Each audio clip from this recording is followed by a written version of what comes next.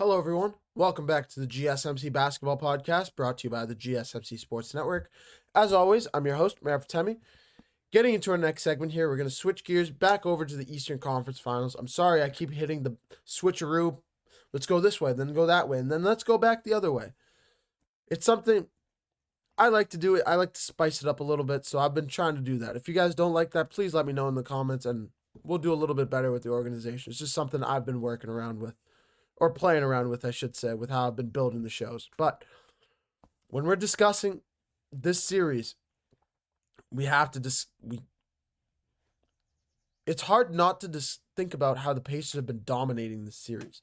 It's felt like so if we go through it, there's been 3 games, there's been 6 halves in this series.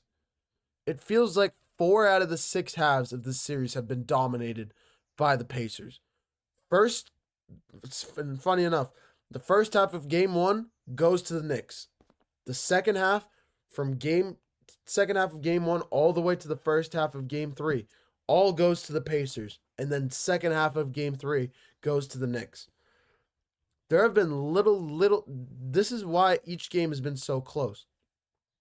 And every game has mattered in this series because it's always come down to the last play of regulation, the last play of overtime, a simple play before the end of a last little bit of momentum, a bucket here, a bucket there. That's meant the difference for both of these teams in this series.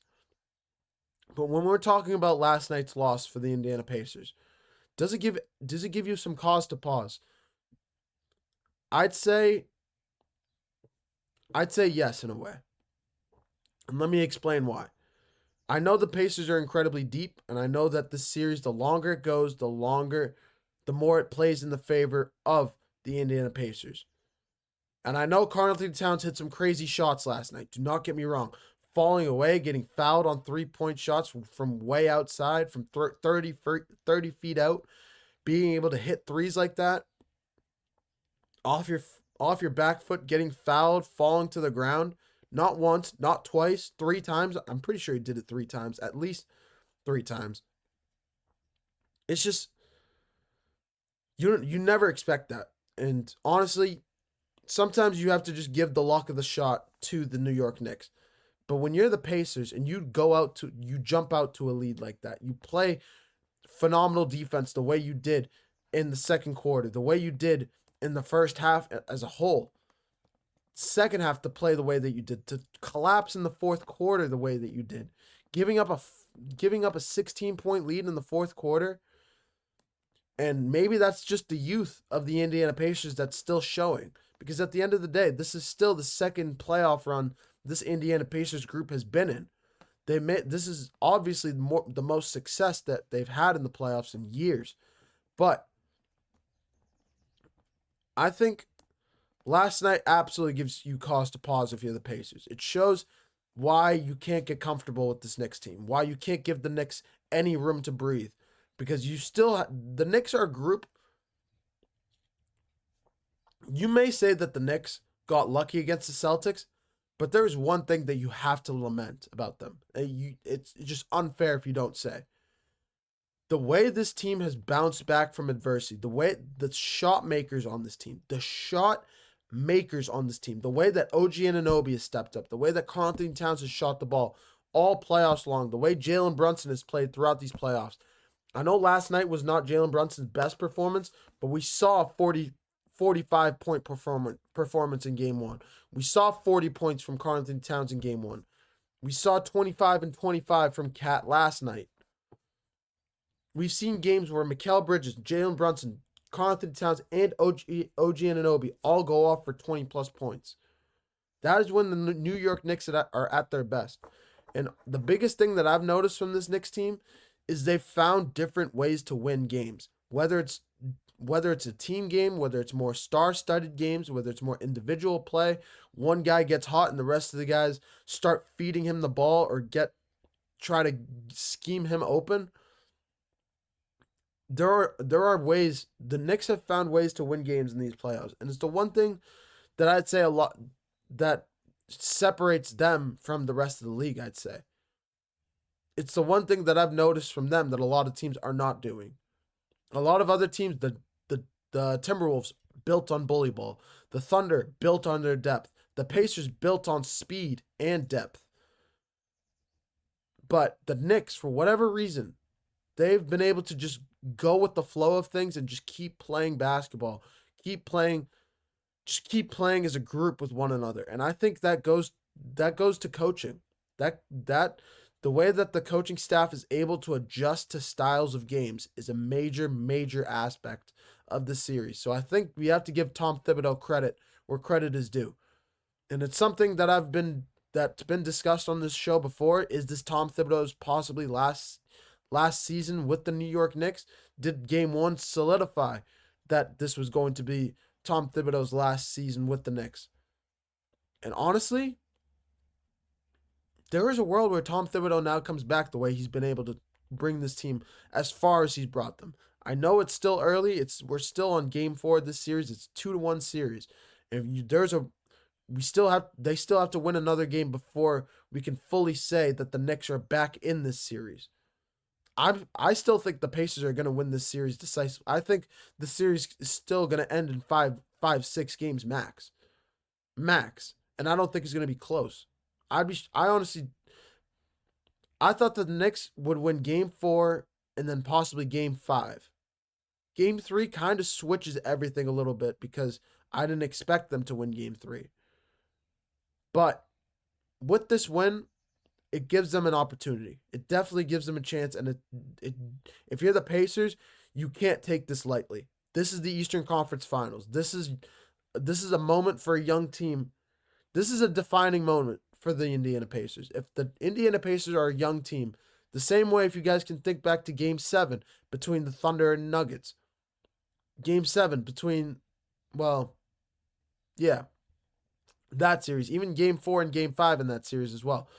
The way that those games were deciding moments for the Thunder in a way. This is the same fashion for the Pacers. Pacers, are you going to step up to the plate? Are you going to answer the call? Or are you just going to wilt away? Plain and simple. Are you just going to wilt away and let the Knicks just hand it to you?